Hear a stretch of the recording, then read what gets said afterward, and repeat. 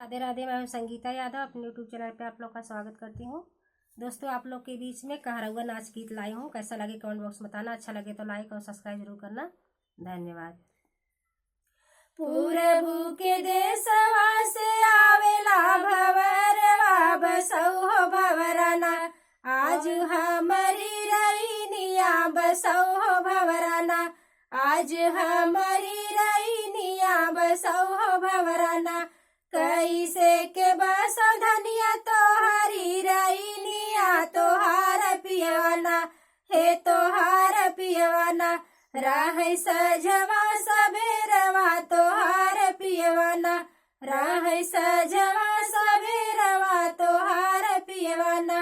अपने ही पियवा के जेवना बनाई बई तो है हो भवराना, हे तो है हो भवराना। रखबै दिल के भीतरिया तो है हो भवराना, रखबै दिल के भीतरिया तो है हो भवराना। पूरबू के देशवा से आवेला भवरवा बसौ भवरना, आज हमारी रईनिया बसौ भवरना, आज हमारी रईनिया बसौ भवरना। कैसे के बसौ धनिया तोहारी रईनिया तोहार जियवाना, हे तोहार पियवाना। राह सजवा सबेरवा तोहार पियवाना।